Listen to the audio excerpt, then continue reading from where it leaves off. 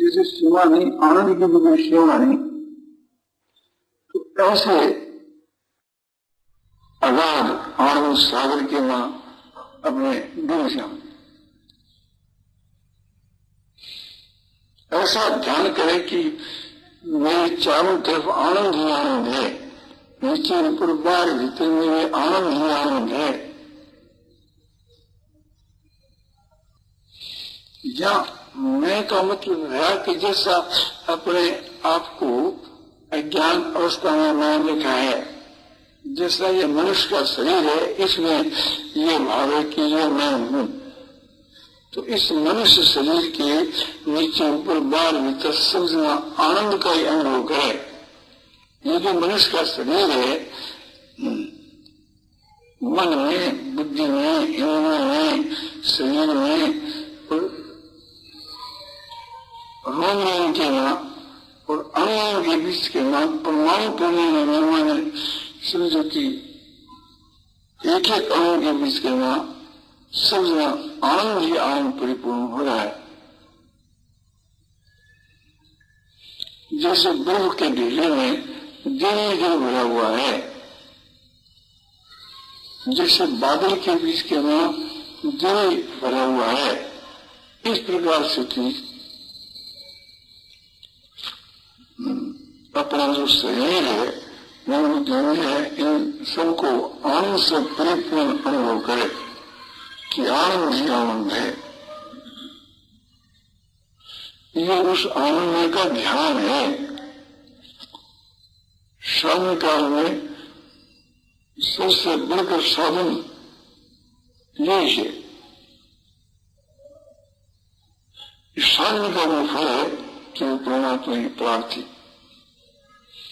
तो साधन के समय के बीच के वहां ऐसा ध्यान करे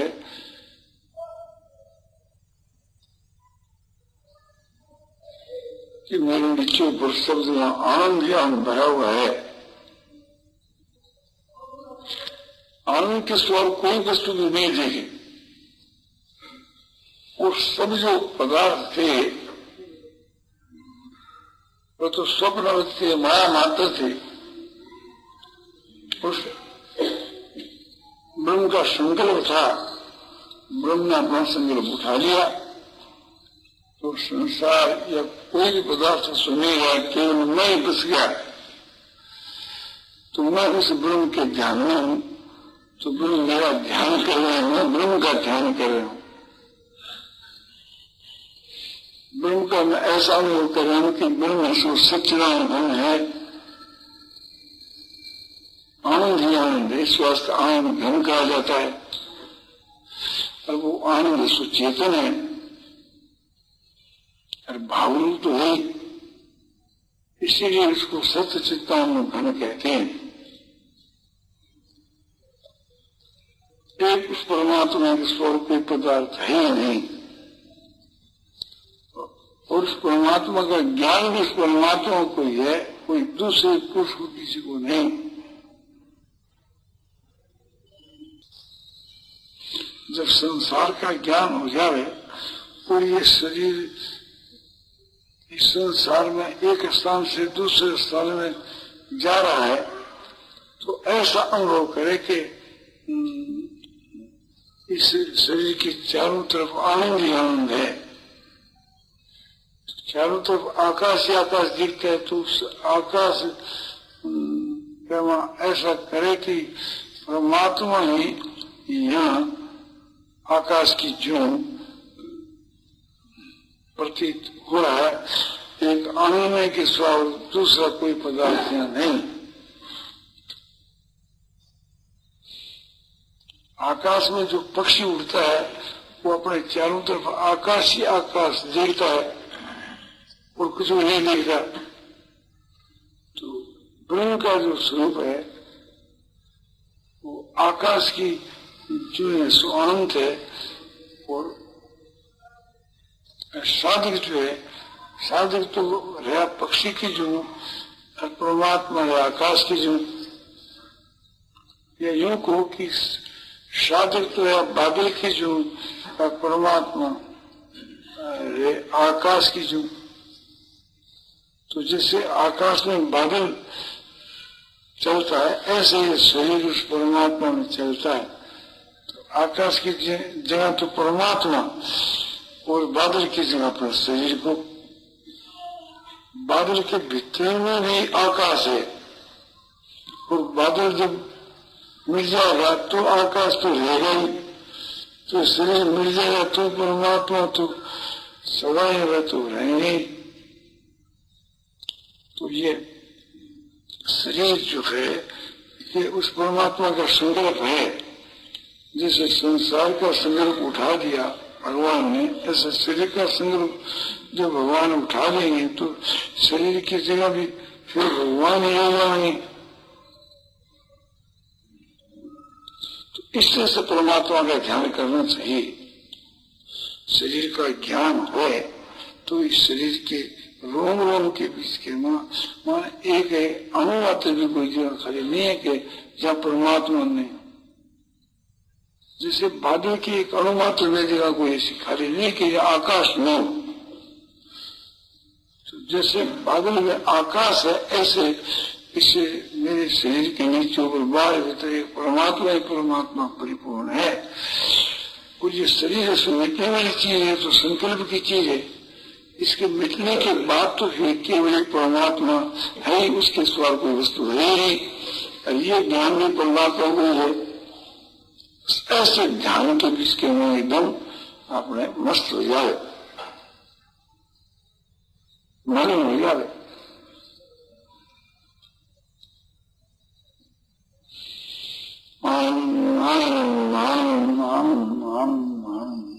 पूर्णं पूर्णं अपारं शांतं घनानं अतुलानं ध्रुवानं नित्यानं बुद्धस्वरूपं ज्ञानस्वरूपं।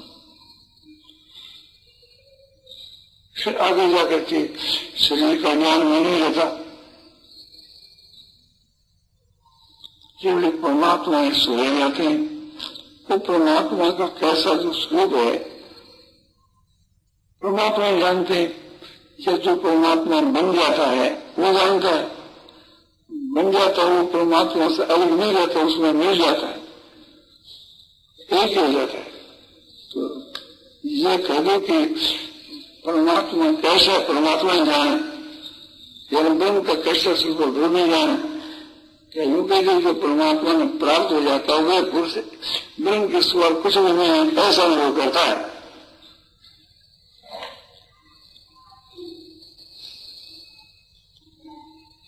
इसी को ब्रह्म में विलीन होना कहते हैं, इसी को ब्रह्म की प्राप्ति कहते हैं। जब ब्रह्म की प्राप्ति हो जाती है तो और सब चीजों का वहां अत्यंत अभाव हो जाता है। वो खुद भी ब्रह्म से अलग होकर के नहीं रहता, ब्रह्म के वहां मिलकर के ब्रह्म नहीं जाता है।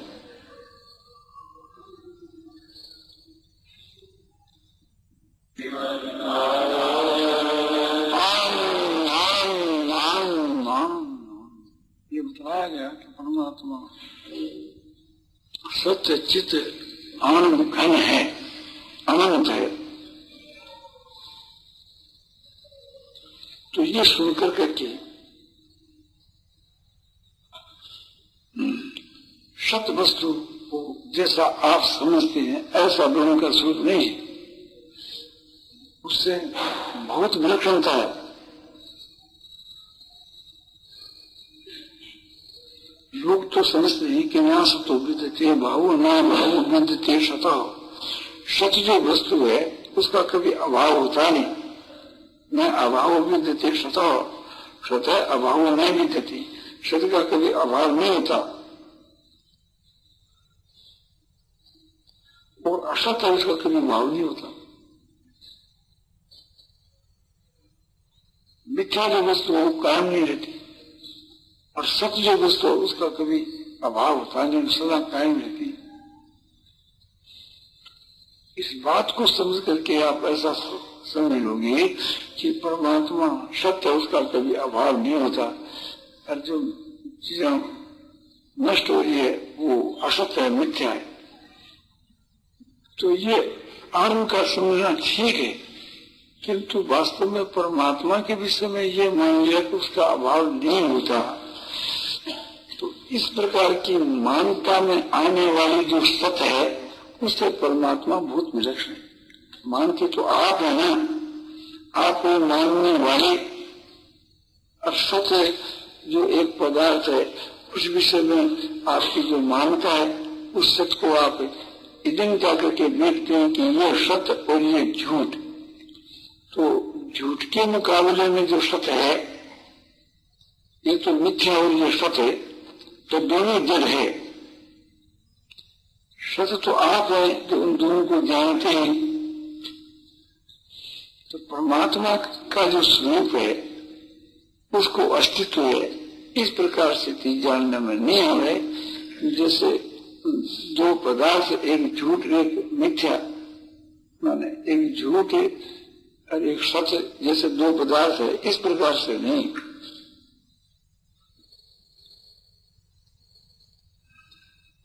वहां तो दूसरा कोई पदार्थ नहीं, तो मुकाबला किसका हो? वो तो परमात्मा स्वयं है और वो आप ही अपने आप को जाने हैं, वो दूसरों के द्वारा जाना नहीं जा रहे। ये जानना उसको जानना है। समझ में आने वाली जो सत्ता है वो परमात्मा का स्वरूप नहीं।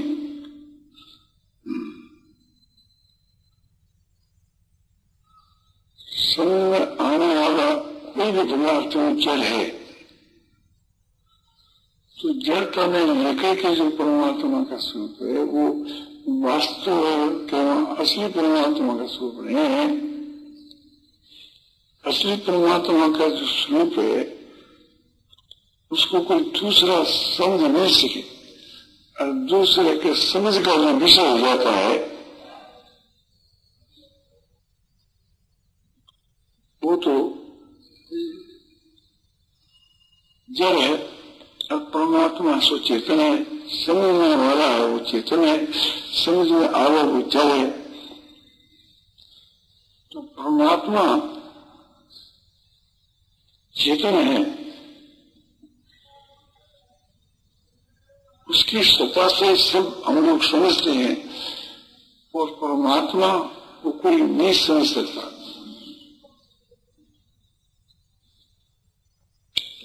तो समझा नहीं जा सके ऐसा परमात्मा का स्वरूप है।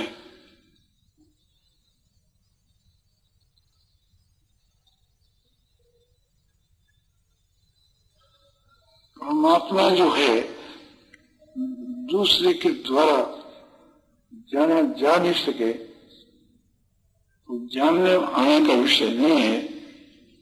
परमात्मा आप ही अपने आप को जानते हैं, ये जानना ही असली जानना है।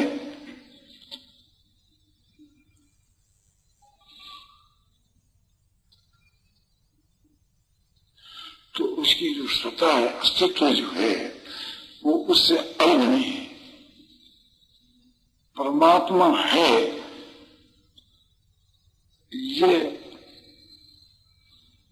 निश्चय कर लेना, ये परमात्मा है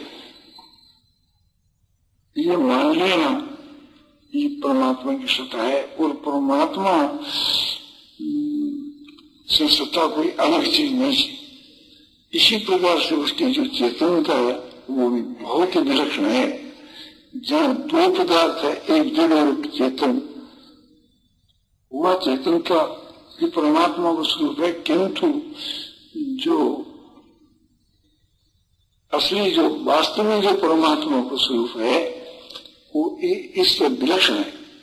शरीर के भीतर के में जो एक जीवात्मा है और वो सब पदार्थों का ज्ञाता है, तो जहाँ सब पदार्थ बने हुए हैं वहां सब पदार्थ तो किए हैं और जीवात्मा ज्ञाता है।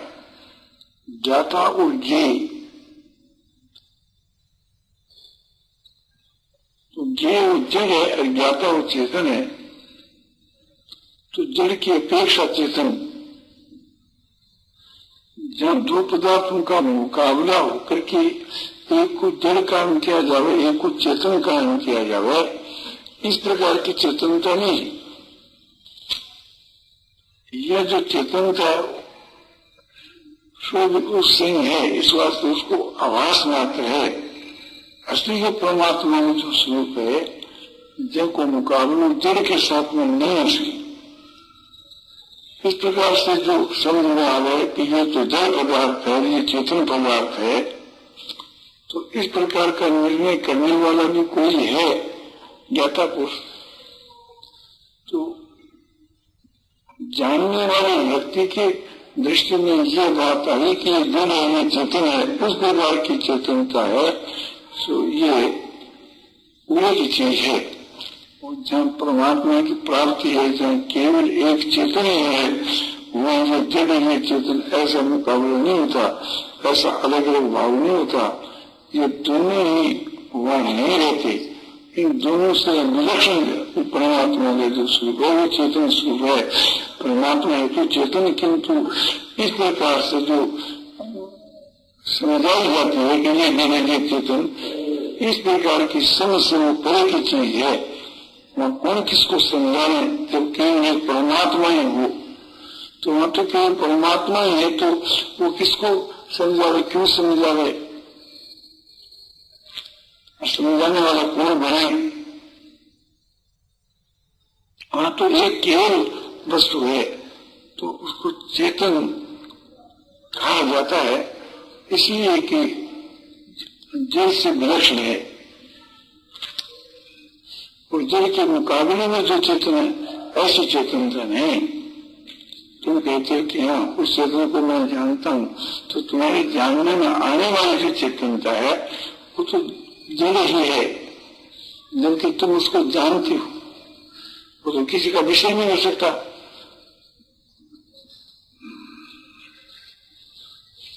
वो तो स्वयं परमात्मा आप ही अपने आप को जानते हैं। तो ऐसी अलौकिक चेतनता है। और आनंद जो बतलाया जाता है वो चेतन ही आनंद है, चेतन से अलग कोई आनंद उसमें गुण के रूप में, लक्षण के रूप में नहीं है। यदि कहो कि उस आनंद को मैं समझ गया कि वह आनंद इस लौकिक आनंद से विलक्षण है, इस लौकिक आनंद का तो ज्ञाता दूसरा ही रहता है, और उस आनंद का ज्ञाता तो वो स्वयं आनंद आप ही है,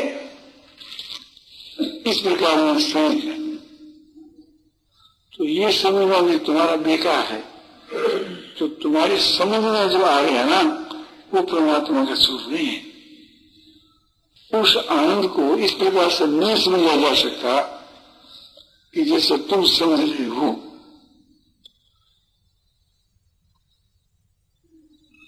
ये जो जड़ जो आनंद है उससे वो और थोड़ा विलक्षण है। जो तुम समझ रहे हो जड़ से मिला हुआ चेतन है, केवल चेतन नहीं है। केवल यदि चेतन हो गए तो समझ में आया नहीं, और तुम उसको समझ रहे हो तो वो तुम्हारी समझ में जो चेतन और आनंद आता है उससे वो बहुत विलक्षण है। इसको तो वो दूसरा नहीं समझता, वो तो ब्रह्म आप ही अपने आप को जानता है। और जो ब्रह्म बन जाता है तो वह ब्रह्म आप ही अपने आप को जानता है, वो बात में कायम है। वो भी उसके द्वारा शामिल हो गया, किंतु ये नहीं कहा जा सकता कि ब्रह्म वो बन गया तो उसको ब्रह्म का ज्ञान हो गया, तो ब्रह्म को जानता है। तो ये तो उड़े की बात है। ब्रह्म बन जाने के बाद के बीच के मां ये कहना नहीं होता है कि वो ब्रह्म को जानता है। जानना दूसरे में बताए, और वहां ब्रह्म के सिवा कोई है नहीं, तो कौन किसको जाने। ब्रह्म आप ही अपने आप को जानता है, ये भी कहना समझाने के लिए है। वहां ब्रह्म ही है, और वो अपने आप को जानता है, इतना भी कहना नहीं बनता। वो चेतन है, और चेतन ये कहा भी नहीं मिलता है, क्योंकि जड़ की अपेक्षा उसको चेतन कहा जाता है। वो आनंद स्वरूप है, ये कहा भी नहीं मिलता है, क्योंकि जहाँ दुख है वहीं उसको समझा जाता है कि वो आनंद स्वरूप है। जहाँ आनंद ही आनंद है, उससे बिना कोई वस्तु ही नहीं है, तो उसको आनंद के नाम से हम कैसे कह सकते हैं। उसका कोई भी नाम काम नहीं कर सकते, कोई भी उसका रूप काम नहीं कर सकते। वो नाम से रहित है, रूप से रहित है, देश काल से रहित है, इन सब पदार्थों से रहित है नहीं, भाव रूप है, अभाव रूप नहीं। ऐसा वो खुद आप ही अपने आप को जानता है। उसकी जो घनता है वो भी अलौकिक है। हमारी देह के भीतर के वहां जो आत्मा है वो घन है, उसमें इतनी घनता है कि कोई भी उसमें प्रवेश नहीं कर सकता। कोई देवता भूत है और कोई प्रवेश नहीं कर सकता। हमारे शरीर में तो देवता प्रवेश कर सकते हैं, हमारे मन में कर सकते हैं, हमारी बुद्धि में कर सकते हैं, किंतु जहाँ हम हैं, हमारी आत्मा को, हमारा स्वर को, उसमें कोई गुंजाइश नहीं कोई प्रवेश कर सके, क्योंकि वो घन है। तो इसी जाति का वो भ्रम है। ये तो जीव अल्पज्ञ है, वो सर्वज्ञ है। सर्वज्ञ ये भी समझाने के लिए है, सर्व हो तब तो सर्वज्ञ हो। उसके स्वर कोई हो ही नहीं तो उसको सर्वज्ञ कैसे कहें? बस वो आप अपना आप है, और वो घन है, गया है, इतना गहरा कि उसके में और कोई प्रवेश कर नहीं सकता। जब प्रवेश नहीं कर सकता तो उसको कैसे जान सके? और उसकी अनंतता भी अलौकिक है। जैसे आकाश की अनंतता है, वो चारों तरफ एक प्रकार से आकाश दिखता है। इस प्रकार से जैसे आकाश पसरा हुआ है, ऐसे ब्रह्म पसरा हुआ नहीं है। ये तो अनंत है, सो जड़ अनंतता है। चेतन में ऐसी बात नहीं होती। रात्रि में हमको स्वप्न आता है और स्वप्न का सारा संसार, सारा संसार जिसको स्वप्न आता है उसका संकल्प मात्र है। फिर भी विचार करना चाहिए कि जिसके अंतर्गत वो सारा संसार है, वो क्या पसरा हुआ सा प्रतीत होता है? आकाश की जो पसरा हुआ नहीं प्रतीत होता, उसका कैसा स्वरूप है ये कुछ भान नहीं होता। जिसमें सारा संसार है, संसार का तो भान होता है, क्योंकि सारा संसार जिसके में है उसके स्वरूप को नहीं बता सकता। उसको मैं अणु कह सकते हैं, महान नहीं कह सकते।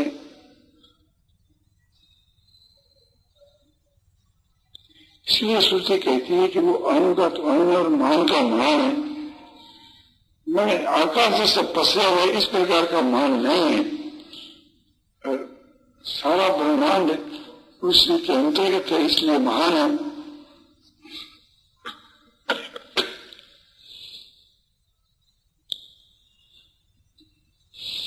तो उसका स्वरूप बतलाया नहीं जा सकता, क्योंकि वो रूप से रहित है, आकाश से रहित है, न छोटा न बड़ा है।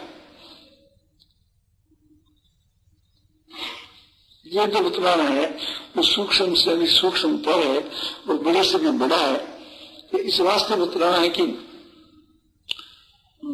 वास्तव के बीच के ना सूक्ष्म से सूक्ष्म और बड़े से बड़ा, ये समझाने के लिए, कथन मात्र के लिए ये न वो सूक्ष्म है न वो बड़ा है, इन दोनों से वो रहित है। नाम और रूप से रहित है, आकाश से रहित है, इसलिए वो अरूप है। किसी भी प्रकार से उसको बतलाया नहीं जा सकता, उसको ये उठा करके नहीं बतलाया जा सकता, उसका कोई प्रकार से निर्देश नहीं किया जा सकता। इसलिए उसका नाम अनिर्देश है। संकेत के द्वारा भी नहीं समझा जा सकता। तो उसकी अनंतता है, अलौकिक है, उसकी समता है, वो अलौकिक है। हम लोग जो बाहर के वहां संभाव देखते हैं कि आकाश सम है, तो आकाश जैसे सम एक पदार्थ, ऐसा नहीं। हमारे हृदय में जैसा एक समभाव है, बुद्धि का जो समभाव है, ऐसा भी नहीं। बुद्धि की वृत्ति है, वो तो समभाव है, वो तो एक जिससे गुणवाचक भाववाचक पदार्थ होते हैं उसी प्रकार का, वह ऐसा नहीं है। ब्रह्म की जो समता है वो भी एक अलौकिक है, जो समझ में आने वाली समता है, ऐसा ब्रह्म का स्वरूप नहीं है। और इस प्रकार की व्यापकता नहीं है कि जिसे तिलों में तेल हो, ऐसी भी नहीं है जिससे बर्फ के मां जल हो। ये जो व्यापक जो पदार्थ देखने में आते हैं, इस प्रकार से कि संसार व्यापक ब्रह्म उसमें व्यापक है, यह बात भी है, किंतु यह बात ओरे की है, समझाने के लिए, लोगों का लक्ष्य कराने के लिए। आगे जाकर जब पदार्थ नहीं रहता है तो उसको व्यापक किसमें कहें। बादल है, उसमें आकाश है, तो बादल को व्यापक, आकाश को व्यापक कह सकते हैं। जहाँ बादल हो ही नहीं वहाँ आकाश को किसमें व्यापक कहें, जब केवल आकाश है। तो ऐसे जहाँ केवल ब्रह्म रह जाता है, उस ये भी कहना नहीं बनता व्यापक ही, केवल परमात्मा ही है। समझाने के लिए केवल इतना ही कहा जाता है कि ये परमात्मा के सिवा दूसरा पदार्थ नहीं है, ये परमात्मा के सिवा दूसरे का अतंत भाव है। भावों पे परमात्मा है और सबका वहां अतंत भाव है। तो भावों में जो पदार्थ है वो कैसा हो, स्वयं परमात्मा ने अपने आप को जानते हैं, समझाने के लिए कहना है। इस प्रकार से वो समझ करके उस परमात्मा को प्राप्त हो जाता है, फिर संसार के झंझटों से एकदम समझो कि अलग हो जाता है। संसार वो झंझटों में रहते ही नहीं है कि एक परमात्मा ही रह जाता है, और वो आनंद स्वरूप है, और वो आप ही अपना आप है, वो आनंद ही चेतन है, चेतन ही आनंद है। इन शब्दों के यथार्थ रूप को वो प्राप्त हो जाता है, इन शब्दों से जो लक्ष्य होता है उसको प्राप्त हो जाता है। और प्राप्त होने के बाद के बीच कहना उस को किसी शब्दों के द्वारा नहीं कहा जा सकता। प्राप्त हुआ कुछ भी इस शरीर के भाग नहीं कह सकता, इसकी जो बुद्धि है उसमें वो बात नहीं आ सकती, तो फिर वाणी के द्वारा कौन कहे। ये मन बुद्धि और उसकी अपेक्षा विलक्षण होते हैं, इसलिए वे जो कुछ वर्णन करते हैं उस परमात्मा के तटस्थ भाव का वर्णन करते हैं। वास्तव में परमात्मा के स्वरूप का वर्णन में श्रुति कर सकते हैं, समर्थी न ऋषि न मुनि, फिर वे जो कुछ कहते हैं उनको लक्ष्य बनाकर साधन करने से साधक साधक समय न्याय के जो उस परमात्मा को प्राप्त हो जाते हैं। फिर वहाँ एक परमात्मा स्वर को वस्तु नहीं रहती। नारायण नारायण